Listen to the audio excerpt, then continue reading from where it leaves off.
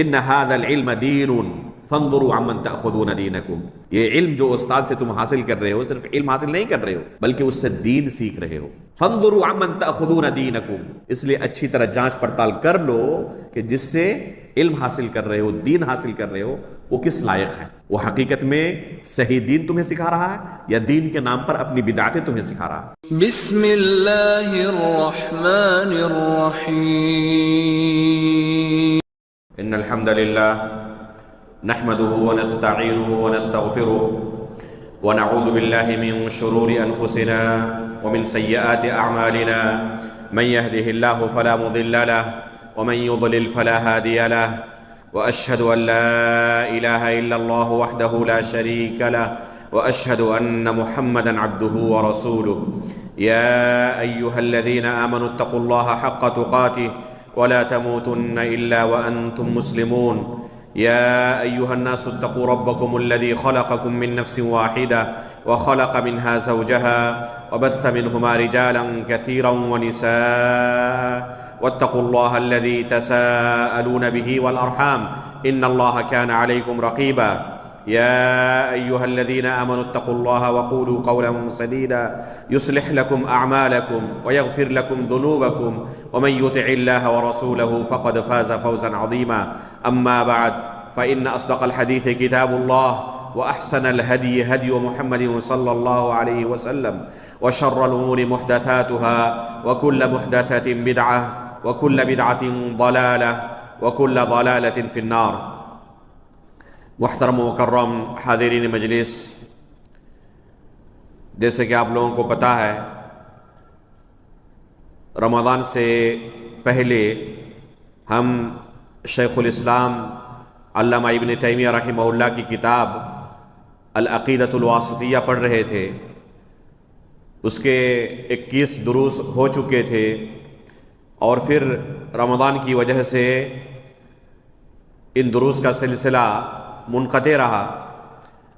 اب رمضان کے بعد اس سے پہلے کہ ہم اسی کتاب کی شرح کے سلسلے کو آگے بڑھائیں، مناسب یہ معلوم ہوا کہ اس سے پہلے طلب علم کے کیا آداب ہیں، اس کے متعلق ضروری معلومات حاصل کی جائیں، اور اس کے لیے فضیلت الشیخ صالح بن عبداللہ بن حمد العثیمی حفظہ اللہ کی ایک بہت ہی مشہور کتاب تعظیم العلم کا انتخاب کیا گیا کہ پہلے ہم طلب علم کے کیا آداب ہیں، جو علم ہم حاصل کر رہے ہیں اس کے کیا تقاضے ہیں، آخر کون سی چیز ہم سیکھ رہے ہیں، حقیقت میں اس کا اثر ہمارے اوپر ظاہر ہو رہا ہے نہیں ہو رہا ہے، اس سے ہم کتنا فائدہ اٹھا رہے ہیں، اور حقیقت میں اس علم کا ہمارے اوپر کیا اثر ہونا چاہیے، اس علم کے حاصل کرنے کا طریقہ کیا ہے، اس کے کیا اصول و ضوابط ہیں، ان چیزوں کے بارے میں پہلے معرفت حاصل کی جائے۔ چنانچہ یہ کتاب اس باب میں بہت ہی اہمیت کی حامل ہے۔ استاد محترم فضیلت الشیخ صالح بن عبداللہ بن حمد العثیمی حفظہ اللہ اپنے ہر دورہ علمیہ کے شروع میں، جو کہ مسجد نبوی میں ہر سال ہوا کرتا ہے، برنامج مہمات العلم کے نام سے، اسی کتاب کے درس سے اس دورے کی شروعات کرتے ہیں۔ فجر کی نماز کے بعد مسجد نبوی میں یہ درس شروع ہوتا ہے۔ ہر سال ایک ہفتے کے لیے 10-12 اہم متون علمیہ کا انتخاب کرتے ہیں، اور ایک ہفتے تک مسجد نبوی کے اندر ان دروس کا سلسلہ چلتا ہے۔ تو پہلی کتاب اس دورے کی یہی کتاب تعظیم العلم ہوتی ہے، جو کہ خود ان کی لکھی ہوئی کتاب ہے، اپنی تصنیف ہے۔ اور اس دورہ علمیہ میں، اس علمی ورکشاپ میں حاضر ہونے کے لیے سعودی عرب کے کونے کونے سے، تمام شہروں سے طلبہ علم مدینہ طیبہ حاضر ہو جاتے ہیں، ایک ہفتے 10 دن کے لیے ہوٹل وغیرہ تمام کے تمام بک ہو جاتے ہیں. صرف سعودی عرب کے اندر ہی نہیں بلکہ آس پاس کے خلیجی ممالک سے بھی بہت سارے طلبہ علم صرف اس دورے میں حاضر ہونے کے لیے مسجد نبوی کے آس پاس ہوٹلوں کے اندر قیام کرتے ہیں. اور ان تمام دروس میں جو کہ فجر کے بعد سے لے کر تقریباً رات کے 10 بجے تک چلتے رہتا ہے، صرف دوپہر 10 بجے سے لے کر عصر تک وقفہ رہتا ہے، اور پھر عصر کے بعد شروع ہو کر رات کے 10 بجے تک چلتا ہے. فجر سے لے کر 10 بجے تک اور پھر عصر سے لے کر رات کے 10 بجے تک. یہ تقریباً 14-15 سالوں سے یہ سلسلہ چل رہا ہے. کورونا کی وجہ سے یہ سلسلہ رک گیا ہے، لیکن شاید کہ اس کے بعد پھر شروع کرنے کا پلان بنایا جا رہا ہے. اللہ کے فضل سے مدینے کے اندر قیام کے دوران استاد محترم سے اس کتاب کو بارہا پڑھنے کا موقع ملا. ہر سال پڑھاتے ہیں اور طلبہ ہر سال حاضر ہوتے ہیں. خود میں نے شیخ کے سامنے بیٹھ کر بارہا اس کتاب کو پڑھا ہے، اور ریکارڈنگ سے اپنی کار کے اندر میں نے لگایا ہوا تھا، وقتاً فوقتاً اس کو سنتے رہتا تھا. مجھے نہیں لگتا کہ 25 سے کم اس کو میں نے سنا ہوگا، اس سے زیادہ بار سنا ہے، اور ہر مرتبہ ایک الگ ہی جوش ولولہ، ہمت، تازگی محسوس ہوتی ہے. اس لیے میں اس کتاب کو طلبہ علم کے لیے ایک ٹونک کی طرح، وٹامن کی طرح کہتا ہوں کہ اگر کبھی کسی طالب کو لگے کہ میں اپنے اصل مقصد سے بھٹک رہا ہوں، جس مقصد کے لیے گھر چھوڑ کر آیا ہوں، اس مقصد کو صحیح طریقے سے حاصل نہیں کر پا رہا ہوں، شیطان کے بہکاوے میں آ رہا ہوں، تو اسے چاہیے کہ ایک مرتبہ اس درس کو سن لے، اس کتاب کو پڑھ لے ایک مرتبہ. شیخ سے اگر عربی زبان سمجھ سکتا ہو تو اس کی شرح سن لے، تو انشاءاللہ اس کا اثر اس پر ظاہر ہوگا، اس کا فائدہ ملے گا. میں نے خود حد سے زیادہ اس کتاب سے فائدہ اٹھایا ہے. جن اہم چند کتابوں کا بہت زیادہ میں نے اثر پایا ہے، ان میں سے ایک کتاب یہ ہے تعظیم العلم. ہمارے یہاں یہ مزاج نہیں ہے کہ ایک ہی کتاب کو ایک ہی استاد سے بار بار ہم سنیں. ایک مرتبہ پڑھانے کے بعد اگر دوسری مرتبہ اسی کتاب کو چند مہینے کے بعد یا 1 سال کے بعد پڑھانے کے لیے اعلان کیا جائے تو جو پہلے پڑھ چکے ہیں وہ آئیں گے نہیں دوبارہ، کہ ہم تو پہلے ہی پڑھ چکے ہیں، اب دوبارہ سننے کی کیا ضرورت ہے، انہی چیزوں کو دہرانے کی کیا ضرورت ہے. لیکن حقیقت میں علم ضبط کرنے کا یہ طریقہ نہیں ہے. آپ پائیں گے اکثر و بیشتر جو معروف کبار علماء ہیں وہ چند خاص کتابیں ایسی ہوتی ہیں کہ بار بار پڑھتے ہیں. یہاں تک کہ بعض علماء کے سلسلے میں ملتا ہے کہ ایک ہی کتاب کو 500 مرتبہ سے زیادہ انہوں نے پڑھا تھا. تو یہ علم اسی طریقے سے ضبط ہوتا ہے. اس کا اثر جو لوگ اس طریقے سے آگے بڑھتے ہیں وہ محسوس کرتے ہیں. تو اسی وجہ سے یہ جو سلسلہ ہمارا چل رہا تھا العقیدۃ الواسطیہ کا، اسے روک کر پہلے اس کتاب کے پڑھنے کا فیصلہ کیا گیا. انشاءاللہ ہم امید کرتے ہیں کہ 3 دروس کے اندر اس کتاب کی شرح ہم مکمل کر لیں گے. اس کتاب میں شیخ نے 20 اہم قواعد کا تذکرہ کیا ہے طلب علم کے لیے، کہ اگر کوئی حقیقت میں طالب علم بننا چاہتا ہے، اس شریعت کے علم کو حاصل کرنا چاہتا ہے، تو ان 20 قواعد کو اپنے سامنے رکھنا ضروری ہے. تو انشاءاللہ ان 20 قواعد کو ان 3 دروس میں ہم سننے کی کوشش کریں گے. شیخ ابھی بلاد عرب کے اندر تو بالکل محتاج تعارف نہیں ہے، وہاں کے تمام طلبہ چھوٹے سے لے کر بڑے ہر کوئی شیخ سے واقف ہیں. لیکن ہندوستان میں ہو سکتا ہے کہ بہت سارے لوگ نہ جانتے ہوں، تقریباً شیخ کی عمر ابھی 55-56 سال ہے، یعنی بہت زیادہ عمر دراز نہیں ہوئی ہے، ابھی 60 سے کم ہی ہے. 55-56 سال ابھی عمر ہوگی شیخ کی. اور مسجد نبوی کے اندر خصوصاً ان کے دروس چلتے رہتے ہیں، مکہ مکرمہ کے اندر بھی، ریاض کے اندر اور دوسرے شہروں کے اندر ان کے دروس چلتے رہتے ہیں. اور بہت سارے ان کے اہم برامج ہیں، خصوصاً جو علمی متون ہیں ان کی تدریس کے لیے ایک بہت ہی بڑے نام ہے شیخ، بہت ہی بڑا کردار ان کا رہا ہے. ان کا ایک برنامج چلتا ہے، برنامج الدرس الواحد، یعنی ایک مجلس میں ایک کتاب ختم کرنی ہے.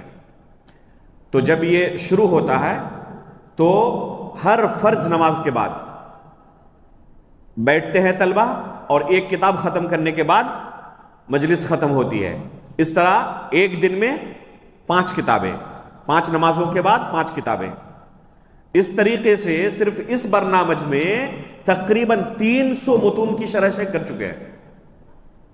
اور جو طلبہ حاضر ہوتے ہیں وہ مسلسل حاضر ہوتے ہیں، چاہے شیخ کا درس کہیں بھی ہو، وہ ہر جگہ پہنچ جاتے ہیں. تو اس طریقے سے علم کو ضبط کیا جاتا ہے کہ جو متون ہیں ان متون کو ضبط کیا جائے. علماء ان متون کو اسی لیے لکھتے ہیں تاکہ یہ چھوٹی چھوٹی جو کتابیں ہیں ان کو طلبہ آسانی کے ساتھ حفظ کر لیں، اس کی شرح ضبط کر لیں. اس طریقے سے علم محفوظ ہوتا ہے. تو ان میں سے ایک متن یہ ہے جس میں طلب علم کے قواعد کو بیان کیا گیا ہے. پہلا قاعدہ جو شیخ نے اس میں ذکر کیا ہے وہ یہ ہے تطہیر وعاء العلم، علم کے برتن کو پاک صاف کرنا. ہر چیز کو رکھنے کے لیے ایک برتن کی، ایک ظرف کی ضرورت ہوتی ہے. علم جہاں آپ رکھنا چاہتے ہیں تو پہلے اس جگہ کو اچھی طرح پاک صاف کر لیں. جس طریقے سے آپ لذیذ سے لذیذ کھانا، مہنگا سے مہنگا کھانا اگر کسی گندے پلیٹ میں آپ کو دیا جائے، پروسا جائے، تو آپ اسے کھانا قبول نہیں کریں گے. اور اس مہنگے اور لذیذ کھانے کی کوئی اہمیت نہیں رہ جائے گی اگر گندے پلیٹ میں اسے آپ کو پروسا جائے. اسی طریقے سے یہ علم بہت ہی قیمتی چیز ہے، بلکہ اس سے کوئی قیمتی چیز نہیں دنیا کے اندر. سب سے قیمتی چیز کیا ہے؟ یہ علم ہی ہے، کتاب و سنت کا. تو اس قیمتی چیز کو جہاں پر رکھا جائے اس جگہ کا صاف ستھرا ہونا بہت ضروری ہے. دنیا کے جو تاجر حضرات ہیں، یہ آپ کسی سونے اور زیورات کی دکان میں چلے جائیں، جو جیولری کی دکان ہے، تو آپ نے کبھی نہیں دیکھا ہوگا کہ وہ اپنے زیورات کو ایسے ہی پھینک کر رکھتے ہیں. بہترین انداز میں مہنگے سے مہنگے لاکر کے اندر ان قیمتی زیورات کو رکھتے ہیں وہ. تو اللہ رب العالمین اپنی شریعت کے علم کو کسی بھی گندی جگہ پہ رکھنے کے لیے راضی ہو جائے، یہ نہیں ہو سکتا. یہ علم جو ہے یہ شریعت کا علم ہے. اس لیے اگر آپ چاہتے ہیں کہ یہ علم آپ کے اندر جگہ بنائے تو پہلے اس جگہ کو صاف ستھرا کرنا ضروری ہے. جس قدر ایک انسان کا دل صاف ستھرا ہوگا اسی قدر اس علم کا اثر اس دل پر ظاہر ہوگا. آپ نے لالٹین دیکھا ہے نا؟ لالٹین کا جو شیشہ ہوتا ہے وہ جس قدر صاف ستھرا رہے گا اسی قدر اس کی روشنی آپ کو نظر آئے گی. اگر شیشہ گندا ہو، گرد و غبار سے بھرا ہوا ہو تو روشنی تو وہی ہے، لیکن گرد و غبار سے بھرے ہونے کی وجہ سے اس شیشے کو آپ اگر استعمال کریں، لالٹین جلائیں، تو اس کی روشنی آپ کو برابر نہیں مل پائے گی. آپ کو ہو سکتا ہے کہ بہت ہی مدھم روشنی ملے یا استعمال کے قابل روشنی ہی نہ ملے. تو اسی طریقے سے یہ دل جو ہے یہ علم کا برتن ہے. یہ دل جو ہے کیا ہے؟ یہ علم کا برتن ہے. تو سب سے پہلے اس برتن کو، یعنی اس دل کو صاف ستھرا کرنے کی ضرورت ہے. کس چیز سے صاف ستھرا کریں گے؟ 2 اہم چیزوں سے صاف ستھرا کرنے کی دل کو ضرورت ہے. کچھ لوگ کہہ سکتے ہیں کہ آخر کیا دل کوئی ایسی چیز ہے کہ کپڑے کی طرح جیسے گندا ہو جائے واشنگ مشین میں ہم نے ڈال دیا اور اس کو صاف کر لیا، تو کیا دل کو بھی کسی طریقے سے ہم صاف کر سکتے ہیں؟ کیسے آخر ہم دل کو صاف کریں؟ تو دل کو 2 اہم چیزوں سے صاف کرنے کی ضرورت ہے تاکہ آپ کے دل کو یہ 2 چیزیں گندا نہ کر دیں. پہلی چیز ہے شبہات کی گندگی سے اس دل کو صاف رکھنے کی ضرورت ہے. اور دوسری چیز ہے شہوات کی گندگی سے اس دل کو صاف رکھنے کی ضرورت ہے. شبہات کی گندگی اور شہوات کی گندگی. شبہات کی گندگی یہ کیا ہے؟ دین کے متعلق مختلف طرح کے باطل افکار سے اس دل کو صاف ستھرا رکھنے کی ضرورت ہے. یہ کس طریقے سے ہوگا؟ جس طریقے سے سلف صالحین باطل افکار پھیلانے والوں سے دور رہا کرتے تھے تاکہ ہمارا دل جو صاف ستھرا ہے کسی بھی طریقے سے ان شبہات کی گندگی سے یہ دل گندا نہ ہو جائے، آلودہ نہ ہو جائے. اس لیے اگر کوئی بدعتی ان کے پاس آتا، اپنی کوئی فکر پیش کرنے کے لیے اجازت طلب کرتا، ایک بات کہنے کے لیے، تو کیا کہتے کہ ہم آپ کی آدھی بات بھی نہیں سننا چاہتے. اگر ایسا بدعتی کوئی قرآن کی تلاوت کرنا چاہتا تو کہتے ہم آپ سے قرآن بھی نہیں سننا چاہتے. کیوں؟ ڈر ہے کہ ہمارا یہ دل آپ کے پاس جو شبہات موجود ہیں دین کے تعلق سے، یہ شبہات ہمارے دل کے اندر گھر نہ کر جائیں. حافظ ذہبی رحمہ اللہ فرماتے ہیں ان القلوب ضعیفہ والشبہ خطافہ. یہ دل جو ہے یہ بہت نرم ہے، کمزور ہیں، اور یہ شبہات جو ہوتے ہیں یہ اچک لینے والے ہوتے ہیں. پتہ نہیں کب کون سا شبہ دل کے اندر گھر کر جائے اور پھر اس دل کو گندا کر دے. تو اگر یہ دل گندا ہو گیا تو یہ شریعت کا جو علم ہے، کتاب و سنت کا علم ہے، اس دل کے لیے یہ علم لائق نہیں ہے، زیب نہیں دیتا. اللہ رب العالمین اپنی شریعت کو اس دل کے اندر نہیں رکھے گا. پھر دوسری چیز ہے شہوت کی گندگی. شہوہ کی جمع ہے شہوات، اور شبہتن کی جمع ہے شبہات. تو شہوت کی گندگی سے اس دل کو پاک کرنے کی ضرورت ہے. شہوت کی گندگی کا کیا معنی ہے؟ شیطان ہر شخص کے ساتھ لگا ہوا ہے، اور شیطان چاہتا ہے کہ اس کے نفس کے اندر اس شہوت کو جگایا جائے اور اسے گناہ کے کام کے اندر ملوث کر دے. جس طریقے سے انسان گناہ کی طرف قدم بڑھاتا ہے یہ دل گندا ہوتا جاتا ہے. جیسے انسان کوئی گناہ کرتا ہے دل کے اندر ایک کالا دھبا پڑ جاتا ہے، پھر دوسری بار گناہ کرتا ہے پھر دھبا پڑ جاتا ہے. اس طریقے سے گناہ کرتے کرتے کرتے کرتے وہ دل پورا کا پورا سیاہ ہو جاتا ہے، کالا ہو جاتا ہے، گندا ہو چکا ہے. اب یہ دل اس قابل نہیں کہ اس کے اندر کتاب و سنت کا علم اپنی جگہ بنائے. اگر ہم چاہتے ہیں کہ ہمارے اس دل کے اندر کتاب و سنت کا علم اپنی جگہ بنائے تو پہلے ہمیں اس گندگی سے اپنے دل کو صاف کرنے کی ضرورت ہے. اگر یہ دل گندا رہا تو یہ علم اس جگہ پر نہیں رہ سکتا. اگر انسان کہے کہ میں بہت زیادہ ذہین ہوں، کچھ چیزیں یاد کر لوں گا، تو یہ حقیقت میں مطلوب نہیں ہے. مطلوب یہ ہے کہ اس علم سے آپ نے کیا فائدہ اٹھایا. اگر انسان کا عمل اس علم کے مطابق نہ رہے تو گویا کہ اپنے اوپر اس نے حجت قائم کی ہوئی ہے.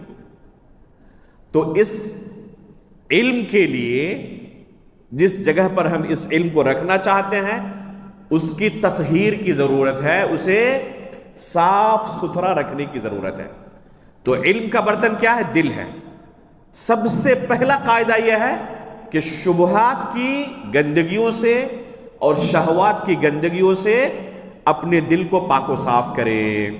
اللہ کے رسول صلی اللہ علیہ وسلم فرماتے ہیں ان اللہ لا ينظر الى صورکم واموالکم ولكن ينظر الى قلوبکم واعمالکم، کہ اللہ رب العالمین تمہارے چہروں کی طرف اور تمہارے مال و دولت کی طرف نہیں دیکھتا، بلکہ کس چیز کی طرف دیکھتا ہے؟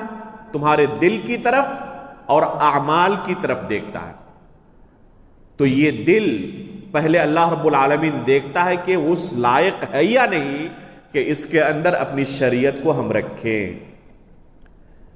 آپ صحابہ اکرام کی صفت میں جو سورہ حجرات کے اندر اللہ رب العالمین نے بیان فرمایا ہے اس لفظ پر غور کریں. کیا کہا اللہ رب العالمین نے؟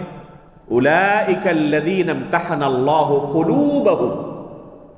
یہ قلوب قلب کی جمع ہے جس کا معنی ہے دل. اولئک الذین امتحن اللہ قلوبہم للتقوی. یہ وہ صحابہ اکرام ہیں جن کے دلوں کو اللہ رب العالمین نے تقوی اور پرہیزگاری کے لیے جانچ لیا ہے، پرکھ لیا ہے، امتحان لے چکا ہے. جب دیکھا کہ یہ دل اتنے صاف ستھرے ہیں کہ اس دل میں اپنی شریعت کو رکھ سکتا ہوں، تب اللہ رب العالمین نے اپنے رسول کی صحبت کے لیے ان کا انتخاب کیا.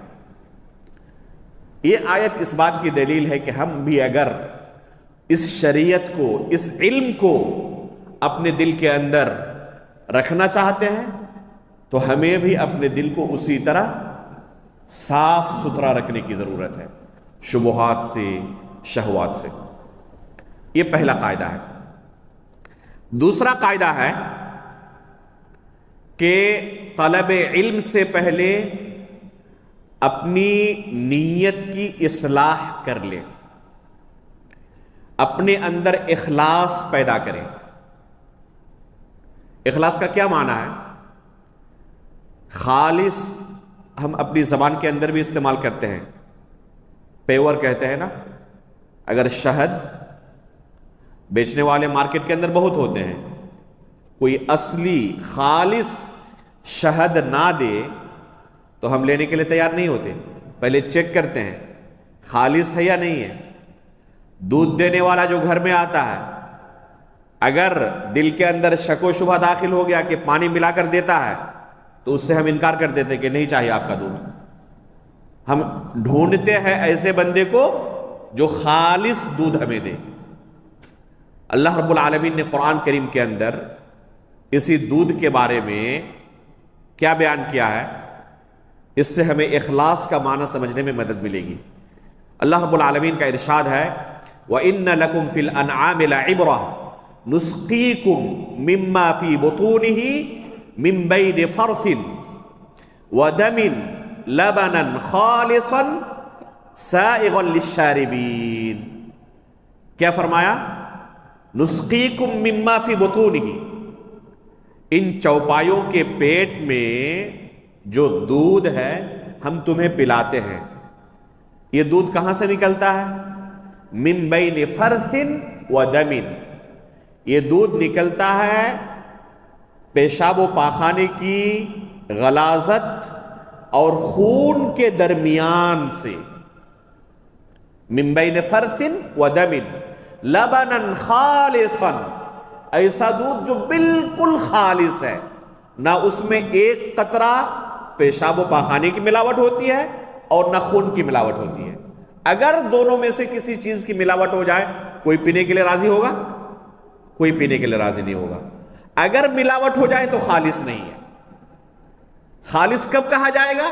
جب اس دودھ میں نہ خون کی کوئی ملاوٹ ہو، کوئی اثر ہو، نہ پیشاب و پاخانے کا کوئی اثر ہو، تب اس دودھ کو ہم کہیں گے کہ یہ دودھ کیا ہے؟ خالص ہے. تو اسی طرح اس علم کو حاصل کرنا اگر ہم چاہتے ہیں، شریعت کے علم کو، تو اپنے اندر ہمیں اخلاص پیدا کرنے کی ضرورت ہے. احادیث کے اندر سخت وعید آئی ہوئی ہے ایسے بندے کے بارے میں جو اس شریعت کا علم حاصل کرتا ہے اور اس کے اندر اخلاص نہیں ہوتا، اللہ رب العالمین کی رضامندی مقصود نہیں ہوتی. چنانچہ اللہ کے رسول صلی اللہ علیہ وسلم ایک حدیث کے اندر فرماتے ہیں کہ قیامت کے دن سب سے پہلے جہنم کو جن لوگوں کے ذریعے جلایا جائے گا ان میں سے کون ہوں گے؟ وہ عالم دین جس نے اس علم کو اخلاص کے ساتھ حاصل نہیں کیا تھا. اللہ رب العالمین ایسے علماء کو بلائیں گے اور پوچھیں گے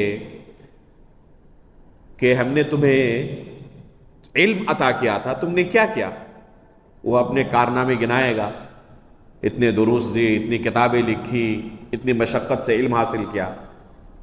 اللہ رب العالمین کیا کہے گا کہ تم جھوٹ بول رہے ہو، تم نے یہ سب کچھ اس لیے کیا تاکہ تمہیں عالم کہا جائے، دنیا میں بہت زیادہ تمہیں تعریف مل چکی، شہرت مل چکی، جو تمہارا مقصد تھا وہ حاصل ہو چکا دنیا کے اندر ہی، یہاں تمہارے لیے کچھ بھی نہیں ہے۔ اور فرشتوں کو حکم دیا جائے گا اور یہ جہنم کے اندر ناک کے بل گھسیٹتے ہوئے ایسے علماء کو ڈال دیں گے۔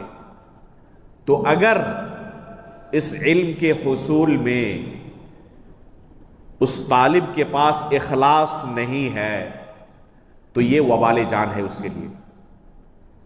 بظاہر اسے لگ رہا ہے کہ بہت بڑی کامیابی حاصل ہو گئی مجھے، لیکن حقیقت میں اگر اخلاص نہیں ہے تو یہ وبال جان ہے، یہ دخول جہنم کا باعث ہے۔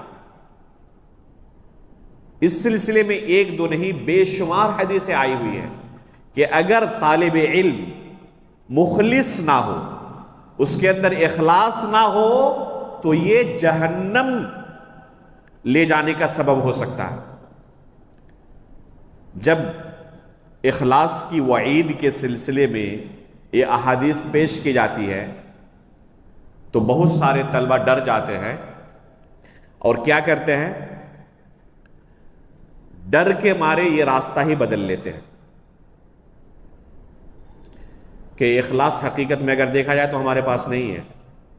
بہت سارے دنیاوی اغراض و مقاصد کے تحت کہ اچھی ڈگری ملے گی، نوکری ملے گی، اور کیا کیا مقاصد ہوتے ہیں، تو یہ تو ہمارے ہاں اخلاص کی بہت کمی ہے، سخت کمی ہے۔ امتحان کے ایام میں بہت محنت سے پڑھتے ہیں، عام دنوں میں کلاس میں بھی حاضر نہیں ہوتے، تو کہاں اخلاص رہ گیا؟ اس طریقے سے ڈر کر یہ راستہ ہی بدل لیتے ہیں کہ اتنی محنت کے بعد اگر نتیجے کے طور پر جہنم جانا پڑے، اس سے بہتر یہ ہے کہ اس سے دور ہی رہا جائے۔ یہ اگر کوئی حقیقت میں اس طرح کر رہا ہے تو شیطان کے وسوسے اور چال کے اندر گرفت ہو چکا ہے۔ اخلاص یہ دو دھاری تلوار کی طرح ہے، اس لیے اس مسئلے کو سمجھنا بہت ضروری ہے۔ علم کی کمی اگر ہو تو ایسا بندہ ہمیشہ شیطان کے نرغے میں رہتا ہے، اور شیطان کے لیے ایسے لوگوں کا شکار کرنا بڑا آسان ہو جاتا ہے۔ شیطان کی کوشش یہی ہے کسی طریقے سے آپ کو علم کے راستے سے دور کر دیں۔ اگر آپ علم حاصل کرتے رہے تو اللہ رب العالمین کی اور شریعت کی معرفت حاصل ہوگی، اللہ رب العالمین کی عبادت صحیح طریقے سے آپ کریں گے، اور شیطان کبھی یہ نہیں چاہتا۔ اس لیے اخلاص اگر نہ ہو تو اس سلسلے میں جو وعید ہے اس کا ڈر دکھا کر اس راستے سے ہی آپ کو پھیر دینے کی کوشش کرتا ہے تاکہ یہ راستہ ہی بدل لے۔ یہ صرف طلب علم کے راستے میں نہیں، جو بھی خیر کے کام ہیں تمام کاموں کے اندر لوگوں کے اندر یہ وسوسے پائے جاتے ہیں۔ ایک بندہ صدقات و خیرات بہت زیادہ کرتا ہے، شیطان اس کے پاس آتا ہے، وسوسے دلاتا ہے کہ تم یہ اللہ رب العالمین کی رضامندی کے لیے نہیں کر رہے ہو، اس لیے کر رہے ہو تاکہ تمہارا نام ہو، تمہاری شہرت ہو، سماج اور معاشرے کے اندر ایک مقام بنے تمہارا، اس وجہ سے تم کر رہے ہو۔ دروس کے اندر حاضر ہو رہا ہے، شیطان آ کے وسوسہ دلاتا ہے کہ تم اللہ رب العالمین کی رضامندی کے لیے نہیں کر رہے ہو، اپنا ایک مقام بنانے کے لیے، لوگوں کی نظر میں اچھا بننے کے لیے، استاد کے پاس محبوب ہونے کے لیے سب کر رہے ہو۔ ایک بندہ تہجد پڑھتا ہے، اس کے پاس شیطان آتا ہے، اسی طریقے سے وسوسے دلاتا ہے۔ ایک بندہ نفلی روزے رکھتا ہے، اس کو وسوسے دلاتا ہے۔ الغرض جو بھی خیر کا کام انسان کرتا ہے، شیطان اس کے پاس اس طریقے سے اخلاص نہ ہونے کا ڈر دکھا کر اس راستے سے اسے دور کر دیتا ہے۔ اس لیے حل کیا ہے پھر؟ آسان سا حل ہے، بہت زیادہ مشکل نہیں ہے، بس ہمیں اس کا طریقہ معلوم ہونا چاہیے کہ کیسے اپنے اندر ہم اخلاص پیدا کر سکتے ہیں۔ ایک عام قاعدہ سن لیں، کبھی بھی خیر کا کوئی کام آپ کرنے جا رہے ہو اور آپ کے دل کے اندر یہ ڈر پیدا ہو گیا کہ اس کام کو کرنے میں میں مخلص نہیں ہوں، اللہ کی رضامندی کے لیے نہیں کر رہا ہوں، بلکہ حقیقت میں شہرت کے لیے، ریاکاری کے لیے کر رہا ہوں. اگر آپ کو کبھی ایسا ڈر محسوس ہو اپنے بارے میں تو کبھی بھی اس خیر کے کام کو کرنے سے پیچھے نہ ہٹے. پہلا اسٹیپ جو آپ کا ہونا چاہیے وہ کیا ہے کہ اس کام کو کرنے سے پیچھے نہ ہٹے. اگر آپ پیچھے ہٹ گئے تو شیطان کامیاب ہو گیا. آپ تہجد کی نماز پڑھ رہے ہیں، اللہ نے آپ کو توفیق دی، اور شیطان وسوسہ دلا رہا ہے کہ تم تو یہ ریاکاری کے لیے کر رہے ہو، شہرت کے لیے کر رہے ہو، اللہ رب العالمین کو خوش کرنے کے لیے نہیں. آپ نے اگر چھوڑ دیا تہجد پڑھنا اس دن سے تو شیطان کامیاب ہو گیا. پہلا اسٹیپ آپ کا یہ ہونا چاہیے کہ اس خیر کے کام میں آگے بڑھتے رہے، پیچھے نہ ہٹے. دوسرا اسٹیپ یہ ہے کہ اللہ رب العالمین سے دعا کریں کہ اللہ رب العالمین آپ کے اندر اخلاص پیدا کرے اور اس کا اجر اللہ رب العالمین آپ کو عطا فرمائے. اللہ رب العالمین کے پاس جو اجر ہے وہ آپ کا محفوظ رہے، اس سے آپ محروم نہ ہو جائیں. ہمیشہ اللہ تعالیٰ سے دعا کرتے رہیں کہ اللہ دنیا کے اندر جو چیز مجھے حاصل ہو رہی ہے، بظاہر اس کی وجہ سے مال و دولت حاصل ہو رہا، اس کی وجہ سے شہرت مل رہی ہے، تو یہ آخرت کے اندر محرومی کا سبب نہ بنے. ہمیشہ اللہ رب العالمین سے دعا کرتے رہیں. اور تیسرا اور اہم آپ کا اسٹیپ یہ ہونا چاہیے کہ تنہائی کے اندر جن اعمال میں ریاکاری، شہرت طلبی کا ڈر بالکل نہ کے برابر ہے یا ہے ہی نہیں، تو ایسے کاموں کو بکثرت کرنے کی کوشش کریں. ہر شخص کی زندگی کے اندر آتا ہے بہت سارے ایسے اوقات جن اوقات میں ریاکاری کا کوئی ڈر نہیں رہتا، شہرت طلبی کا کوئی ڈر نہیں رہتا. مثال کے طور پر آپ جا رہے ہیں کسی دوسرے شہر میں ہیں، اپنے سامنے کسی محتاج کو دیکھ رہے ہیں، آپ نے اس کی مدد کر دی. وہ بندہ نہ آپ کو پہچانتا ہے نہ آپ اسے پہچانتے ہیں.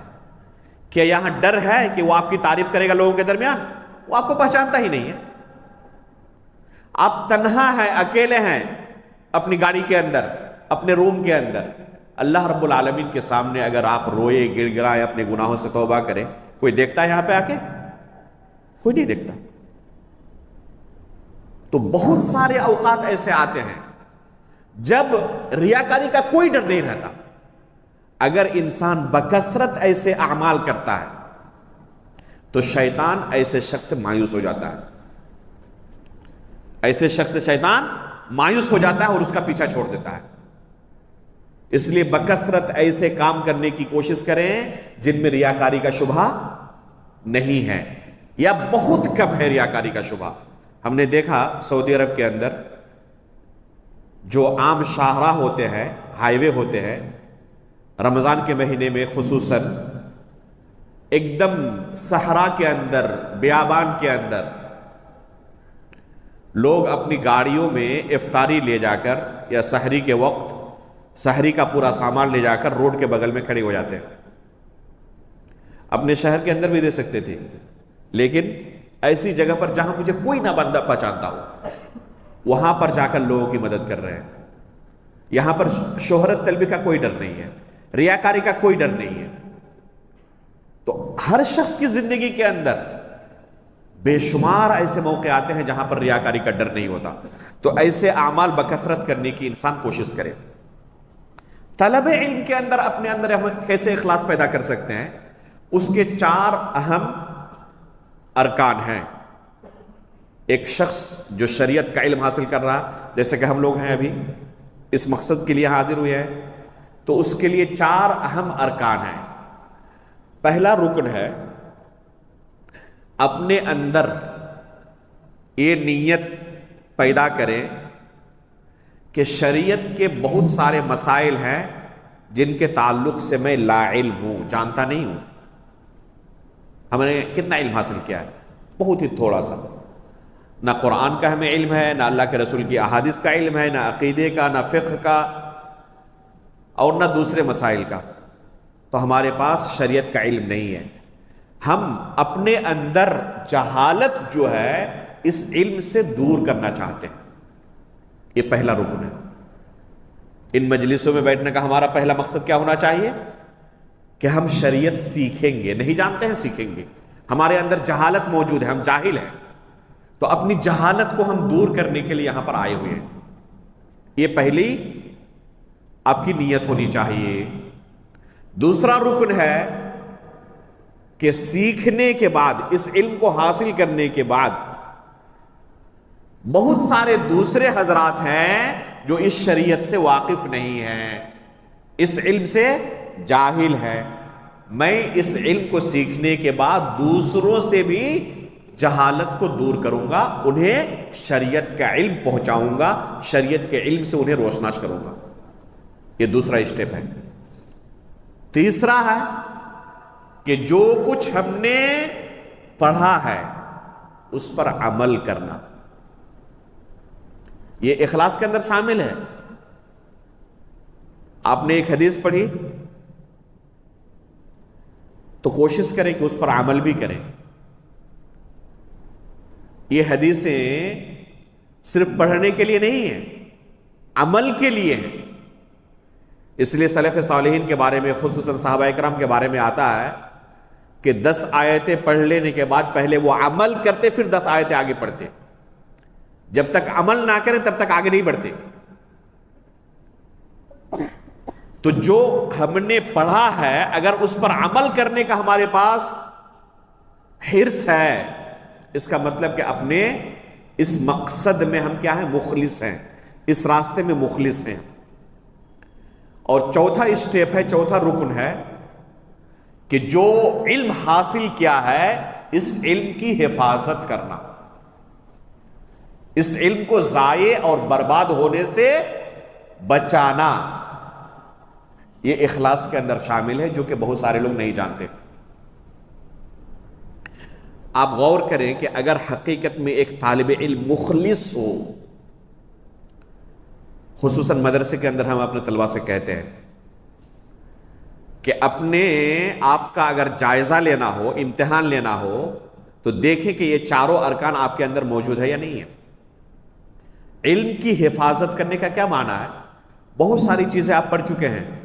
اگر آپ 5th کلاس میں ہیں تو پہلی، دوسری، تیسری، چوتھی کلاس میں بہت ساری چیزیں پڑھ چکے ہیں. کیا کبھی آپ نے کوشش کی کہ جو چیزیں میں پڑھ چکا ہوں ان چیزوں کا جا کے مراجعہ کروں، دہراؤں؟ کیونکہ وہ تو بھول چکا ہوں. اگر آپ مخلص ہیں تو جا کے کیا کریں گے؟ جو پڑھ چکے ہیں اس کو بار بار دہرائیں گے تاکہ وہ ضائع اور برباد نہ ہو جائے. علم کیسے ضائع ہوتا ہے، برباد ہوتا ہے؟ اگر اس علم کو بار بار نہ پڑھا جائے تو یہ علم آہستہ آہستہ کیا ہو جاتا ہے؟ ختم ہو جاتا ہے. اس لیے جو چیز پڑھ رہے ہیں بار بار مراجعہ کریں. ابھی ہم نے کیا کہا شروع میں کہ علماء ایک ہی کتاب کو 10 مرتبہ، 15 مرتبہ، 20 مرتبہ، 100 مرتبہ، 400-500 مرتبہ تک آیا ہے. کیوں کرتے تھے اس طرح؟ اسی وجہ سے کیونکہ یہ اخلاص کا ایک رکن ہے. یہ ثابت کرنے کے لیے کہ ہم مخلص ہیں، جو ہم نے علم حاصل کیا ہے اس کو ہم محفوظ رکھنا چاہتے ہیں تاکہ یہ برباد نہ ہو جائے.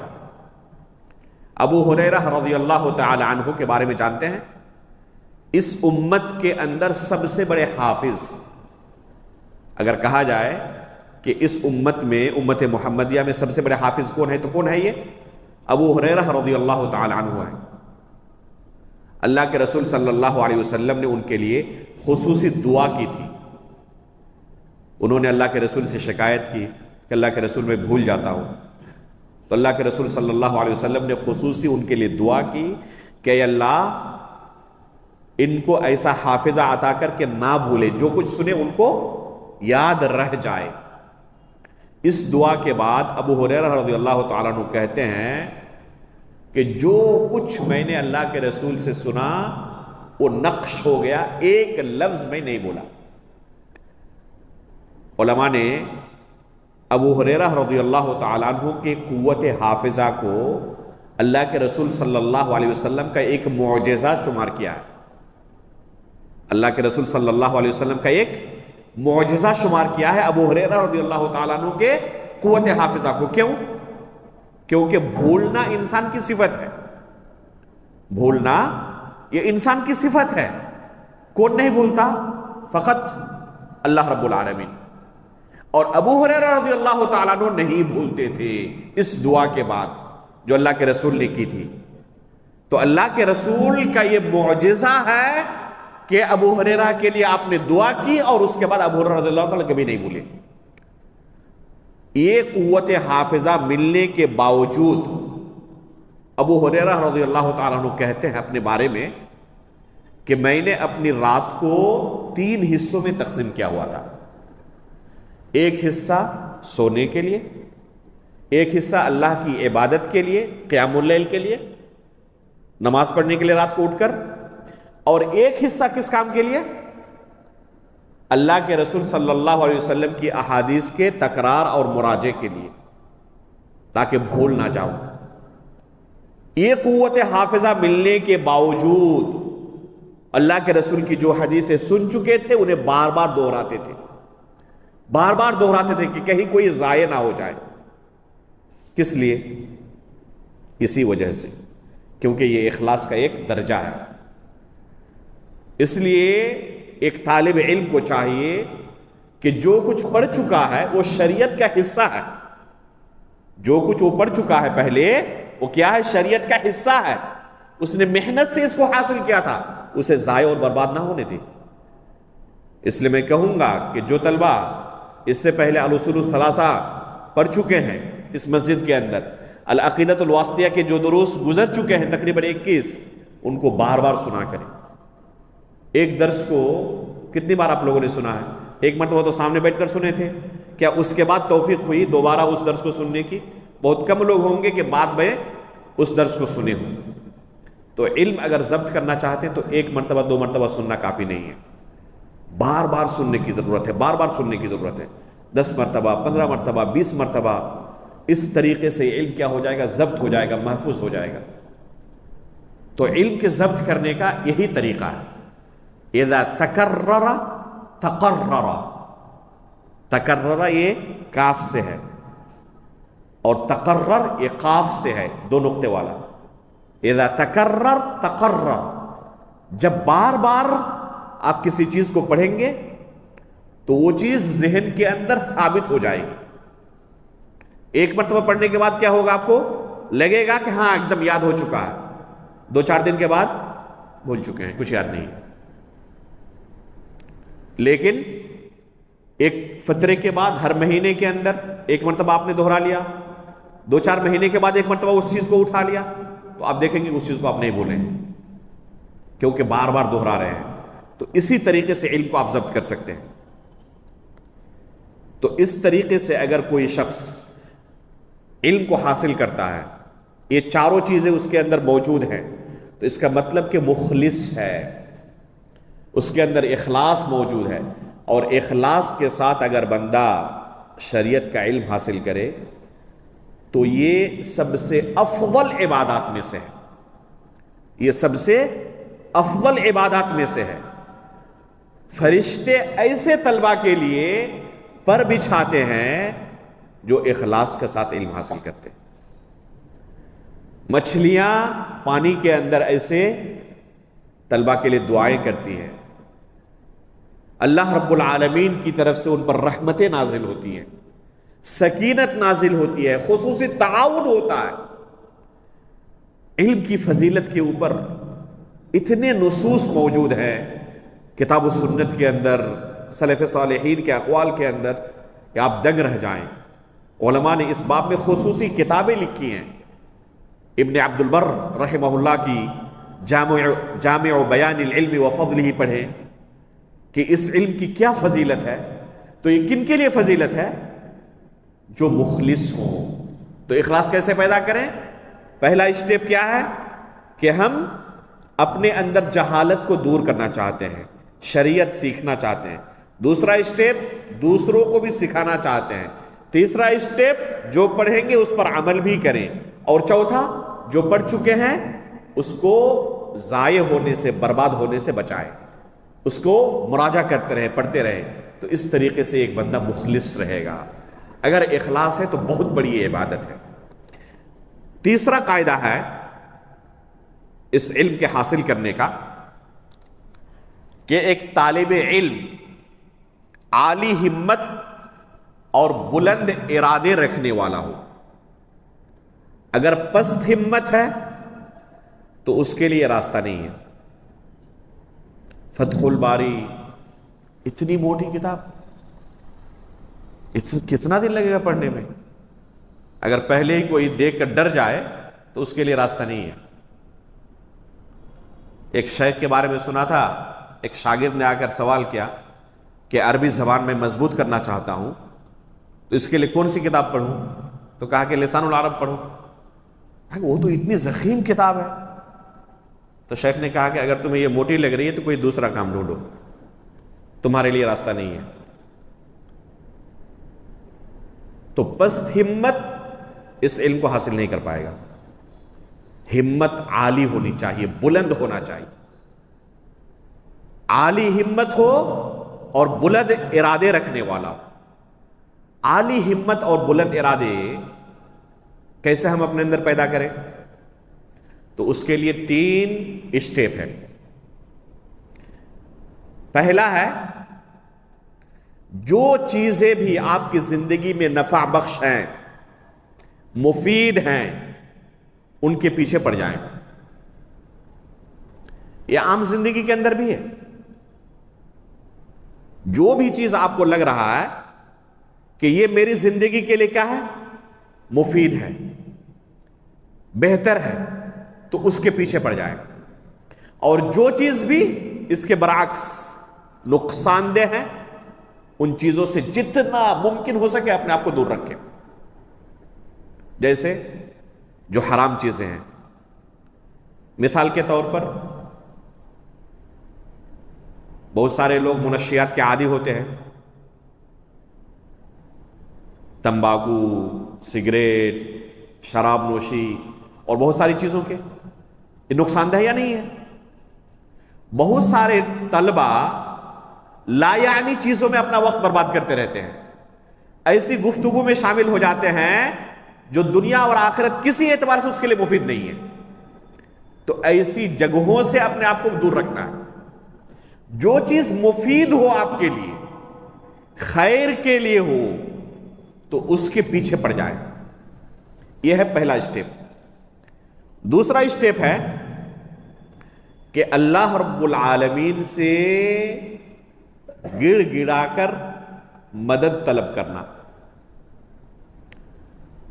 بہت سارے طلبہ اس اہم قاعدے کو بھلائے ہوئے ہیں اور اسی وجہ سے ان کی زندگی پر علم کا کوئی اثر نہیں دکھتا.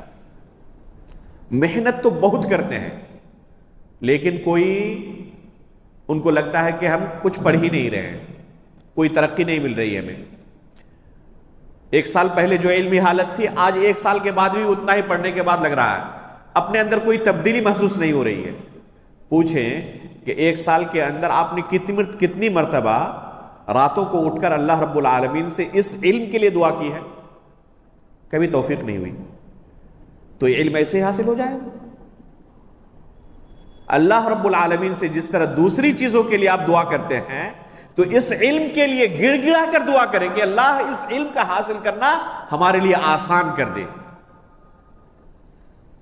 یہ رزق ہے اور رزق رزاق کے ہاتھ میں ہے.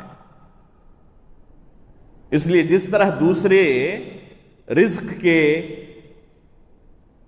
راستوں کے بارے میں ہم اللہ رب العالمین سے سوال کرتے ہیں، علم کے لیے اس سے کہیں زیادہ ہمیں اللہ رب العالمین سے سوال کرنا چاہیے. نفلی نمازوں کے اندر راتوں کو اٹھ کر، خصوصاً سجدے میں جا کر یا تشہد میں سلام پھیرنے سے قبل اللہ رب العالمین سے دعا کریں کہ اللہ اس علم کا حاصل کرنا ہمارے لیے آسان کر دے. یا معلم ابراہیم علمنا، یا مفہم سلیمان فہمنا. اے ابراہیم علیہ السلام کو علم سکھانے والے، تو ہمیں بھی علم سکھا دے. اے سلیمان علیہ السلام کو فہم و فراست عطا کرنے والے، تو ہمیں بھی فہم و فراست عطا کر دے. رب زدنی علما، اللہم ارزقنی علما نافعا ورزقا طیبا وعملا متقبلا. ایک طالب علم کو یہ دعائیں ہمیشہ پڑھتی رہنی چاہیے. اللہ رب العالمین نے سکھایا ہے رب زدنی علما. ابن عباس رضی اللہ تعالیٰ عنہ کے لیے اللہ کے رسول صلی اللہ علیہ وسلم نے دعا کی تھی اللہم فقہہ فی الدین وعلمہ التأویل. اپنے لیے دعا کریں اللہم فقہنی فی الدین وعلمنی التأویل. تو یہ دوسرا اسٹیپ ہے. عالی ہمت کیسے آپ بنے، آپ کے ارادے بلند کیسے ہو، تو یہ ایک راستہ ہے کہ اللہ رب العالمین سے بکثرت دعا کریں، مدد طلب کریں. اور تیسرا راستہ ہے کہ پست ہمت ہو کر بیچ راستے سے بھاگ نہ جائیں. تو یہ 3 اسٹیپ ہوئے. کیا کیا یاد رہیں گے نا؟ پہلا کیا بتایا کہ جو چیزیں بھی ہماری زندگی کے لیے خیر کی ہو، مفید ہو، نفع بخش ہو، ان کے پیچھے لگ جانا. دوسرا اللہ رب العالمین سے بکثرت دعا کرنا. اور تیسرا پست ہمت ہو کر بیچ راستے سے بھاگ نہ جانا. اللہ کے رسول صلی اللہ علیہ وسلم نے خود ان 3 چیزوں کی ہمیں تعلیم دی ہے. چنانچہ ابو ہریرہ رضی اللہ تعالیٰ عنہ فرماتے ہیں، صحیح مسلم کی روایت ہے کہ اللہ کے رسول صلی اللہ علیہ وسلم نے فرمایا احرص علی ما ينفعک واستعن باللہ ولا تعجز. 3 چیزوں کے بارے میں اللہ کے رسول نے ذکر کیا. نہایت مختصر حدیث، صرف 1 سطر کی. اور اللہ کے رسول صلی اللہ علیہ وسلم نے اس 1 سطر کی حدیث میں ان 3 اہم اسٹیپس کو بیان کر دیا ہے. کیا فرمایا؟ احرص علی ما ينفعک. یہ پہلا اسٹیپ ہے. جو بھی نفع بخش چیزیں ہیں ان کے پیچھے لگ جائیں. واستعن باللہ، اللہ رب العالمین سے مدد طلب کریں. ولا تعجز، اور اپنے آپ کو عاجز نہ سمجھیں، پست ہمت نہ سمجھیں، بیچ راستے سے بھاگ نہ جائیں، بلکہ میں حاصل کر سکتا ہوں، یہ آسان ہے میرے لیے. اگر بندہ اس طرح لگا رہے تو اللہ رب العالمین مدد کرتا ہے. حافظ ابن حجر رحمہ اللہ نے صحیح بخاری کی جو شرح لکھی ہے فتح الباری، جو کہ صحیح بخاری کی سب سے بہترین شرح ہے، کتنے سالوں میں لکھی ہے؟ 38 سالوں میں. 2 سال کم 40، 38 سالوں میں یہ شرح لکھی. اگر پہلے دن ہی سوچتے کہ 38 سال لگیں گے، پتہ نہیں زندہ بھی رہوں گا یا نہیں رہوں گا، اتنی محنت کرنی پڑے گی، پہلے دن اگر سوچ لے تو کام کر پاتے یہ؟ اگر ایک طالب علم پہلے سوچے کہ اس علم کو حاصل کرنے کے لیے فلاں نے 25 سال تک پڑھا، لگاتار اس طرح محنت کر کے 25 سال تک پڑھنا پڑے گا. پہلے دن مدرسے میں داخل کیا والدین نے، کھانا جمع نہیں، اس طریقے سے 8 سال تک کھانا پڑے گا. ختم ہو گیا وہ، اب وہ نہیں پڑھ سکتا، آگے نہیں بڑھ سکتا. لیکن میں سب کچھ کر سکتا ہوں، کوئی مشکل نہیں ہے. اس سے بھی مشکل حالات آئیں، سب کچھ میرے لیے آسان ہے. اگر عالی ہمت رہے ایک طالب علم تو اس کے لیے سب کچھ آسان ہو جاتا ہے.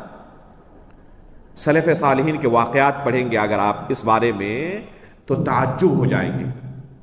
امام احمد ابن حنبل رحمہ اللہ چھوٹے سے بچے تھے، فجر سے پہلے گھر سے نکلنا چاہتے تھے استاد کے حلقے میں شامل ہونے کے لیے، درس میں حاضر ہونے کے لیے.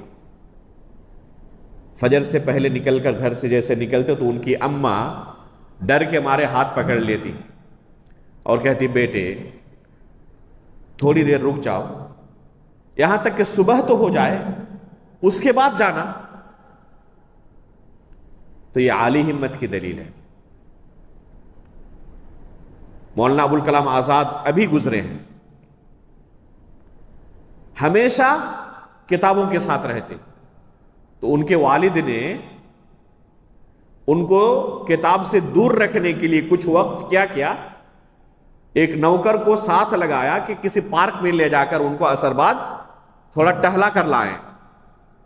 تو اس وقت بھی چپکے سے کتاب رکھ لی. اور وہاں جا کر پارک میں کسی درخت کے پیچھے جا کر چھپ گیا اور وہاں جا کے پڑھنے لگے. جب دیکھا انہوں نے کہا کہ اگر پڑھنا ہی تو گھر میں پڑھتے آپ. لیکن جو عالی ہمت ہوتے ہیں انہیں اس سے فرق نہیں پڑتا کہ دنیا کیا کر رہی ہے. ان کو صرف مطلب ہے کہ یہ شریعت کا علم مجھے حاصل کرنا ہے. زندگی چھوٹی ہے اور اسی میں جو کچھ میں حاصل کر سکتا ہوں کر سکتا ہوں. خطیب بغدادی رحمہ اللہ کی زندگی کا ایک واقعہ آپ کو سناؤں. امام اسماعیل الحیری رحمہ اللہ جب ان کی عمر تقریباً 62 سال ہو گئی تو انہوں نے کہا کہ اب آخری زندگی مکہ مکرمہ کے پاس گزارنا چاہتا ہوں. حج کے لیے نکلے پورے قافلے کے ساتھ, اور جتنی کتابیں تھیں, اس زمانے میں آئی پیڈ تو تھا نہیں کہ ہزاروں کتابیں اس کے اندر داخل کر لیں. اونٹوں کے اندر تمام کتابوں کو لوڈ کیا, نکلنے لگے. راستے میں بغداد پڑا, رکے وہاں پر. خبر ملی کہ اس سال راستہ پرامن نہیں ہے, اس وجہ سے اس سال حج کینسل ہو گیا ہے. بادشاہ وقت نے اعلان کر دیا کہ اس سال کوئی حج کرنے کے لیے نہ آئے. اس لیے بغداد سے ان کا قافلہ مجبوراً کیا ہو گیا, پھر واپس ہو گیا. خطیب بغدادی رحمہ اللہ کو خبر مل گئی کہ اسماعیل الحیری رحمہ اللہ جو اس زمانے میں صحیح بخاری کا سب سے متقن نسخہ اپنے پاس رکھتے تھے, جن کے پاس صحیح بخاری کے سب سے افضل نسخے تھے, ان میں سے ایک اسماعیل الحیری رحمہ اللہ تھے. جب خبر ملی تو فوراً پہنچے. اس وقت وہ غنیمت سمجھا اور ان کے پاس درخواست رکھی کہ میں آپ سے صحیح بخاری مکمل پڑھنا چاہتا ہوں. انہوں نے قبول کر لی. استاد بھی تھے اس طرح, ایسا نہیں کہ سفر کی تھکاوٹ کا بہانہ بنائے, ٹھیک ہے پڑھیں. اب انہوں نے پڑھنا شروع کیا اور صرف 3 مجلس میں, 3 نشست میں مکمل صحیح بخاری ختم کر دی. کس طریقے سے؟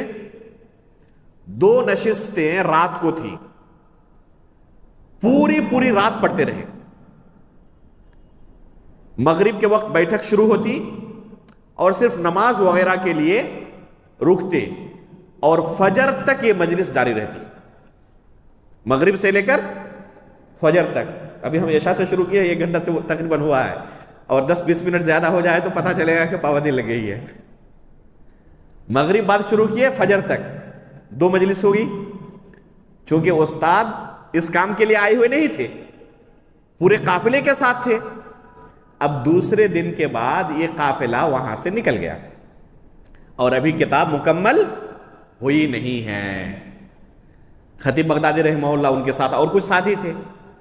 اب یہ قافلہ جب چل پڑا وہاں سے تو انہیں خبر ملی کہ بغل میں ایک سوق یحییٰ نام کی جگہ ہے, وہاں پر جا کر ان کا قافلہ وہاں پر رکنے والا ہے. تو انہوں نے کہا اپنے ساتھیوں سے کہ چلیں وہاں جا کر باقی حصہ پڑھ لیتے ہیں, ان کے پیچھے لگتے ہیں. تو یہ بھاگے ان کے پیچھے قافلے کے پیچھے. وہاں پر جا کر انہوں نے پڑاؤ ڈالا. ظاہر سی بات ہے کہ لگاتار سفر نہیں کر سکتے, رکتے بھی تھے راستے میں. تو پھر وہاں پر جا کر باقی حصہ انہوں نے پڑھنا شروع کیا. کب سے کب تک؟ چاشت کے وقت سے لے کر مغرب تک. چاشت کا وقت جانتے ہیں نا, فجر کے بعد جو چاشت کی نماز پڑھتے ہیں, تو چاشت کے وقت سے لے کر مغرب تک, اور پھر مغرب سے لے کر فجر تک مسلسل پڑھتے رہے, یہاں تک کہ طلوع فجر کے وقت یہ کتاب مکمل ہو گئی. اور اس تھکان کے باوجود استاد کتاب مکمل ہونے کے بعد پھر سفر کے لیے نکل پڑے آگے. ایسا نہیں کہ میں چاشت کے وقت سے لے کر دوسرے دن فجر کے طلوع ہونے تک, یعنی تقریباً 20-22 گھنٹے لگاتار میں پڑھا رہا تھا, اس لیے اب نہیں جا سکتا, اب آرام کی ضرورت ہے. نہیں, سفر کے لیے پھر آگے نکل پڑے. ایک مرتبہ اس طرح انہوں نے 3 مجلس میں پوری صحیح بخاری ختم کی ہے. ایک دوسری بار انہوں نے کریمہ المروزیہ رحمہ اللہ, ایک خاتون تھی, اور ان کے پاس بھی صحیح بخاری کا جو نسخہ تھا انتہائی متقن نسخہ تھا. یہ حج کے لیے آئی ہوئی تھی مکہ مکرمہ. خطیب بغدادی رحمہ اللہ کو خبر ملی کہ کریمہ المروزیہ آئی ہوئی ہے اور ان کے پاس صحیح بخاری کا نسخہ ہے. تو درخواست رکھی کہ اسی حج کے ایام میں آپ سے صحیح بخاری پڑھنا چاہتا ہوں. قبول کر لی، اور صرف 5 دن کے اندر حج کے اعمال کے اندر مشغول ہونے کے باوجود 5 دن کے اندر انہوں نے پوری صحیح بخاری کریمہ المروزیہ پر ختم کر دی. اس طریقے سے علماء کرام نے عالی ہمت کی کچھ مثالیں ہیں، انہوں نے علم کو حاصل کیا ہے. ابھی میں پڑھ رہا تھا 2-3 دن پہلے شیخ عبداللہ الہاشمی حفظہ اللہ، صحیح بخاری کے ساتھ ان کی جو محبت تھی، یہ کبھی بھی اپنے ساتھ صحیح بخاری کو نہیں چھوڑتے تھے. صرف حمام جب جاتے تو باہر رکھ کے جاتے، سفر میں ہو، حضر میں ہو، کہیں بھی ہو. یہاں تک کہ ان کے بیٹے نے کہا ہے کہ جب رات کو سوتے تو سینے پر صحیح بخاری لے کر سوتے. 500 مرتبہ سے زیادہ انہوں نے صحیح بخاری پڑھی تھی. پڑھتے رہتے ہمیشہ. تو عالی ہمت ہونے کی ضرورت ہے ایک طالب علم کو. پست ہمت طالب علم کبھی کامیاب نہیں ہو سکتا. یہ 3 قواعد اہم آج بیان ہوئے. انشاءاللہ یہیں پر ہم آج اس درس کو ختم کرتے ہیں. اگلے درس میں انشاءاللہ 4تھے قاعدے سے ہم آگے پڑھنا شروع کریں گے. عموماً ارادہ یہی ہے کہ 3 مجلس میں ہم اس کتاب کو ختم کر ڈالیں. اگر ختم نہ ہو تو انشاءاللہ 4تھی مجلس کی ہمیں ضرورت پڑ سکتی ہے. اللہ رب العالمین سے ہم دعا کرتے ہیں کہ اللہ رب العالمین اس علم کو حاصل کرنا ہمارے لیے آسان کر دے. اس علم کے تقاضوں کو سمجھنے کی توفیق عطا فرمائیں. اس علم کو ہمارے لیے حجت بنائیں، ہمارے خلاف حجت نہ بنائیں. آمین. تقبل یا رب العالمین. وصلی اللہ علی نبینا محمد. سبحانک اللہم و بحمدک، اشہد ان لا الہ الا انت، استغفرک و اتوب الیک.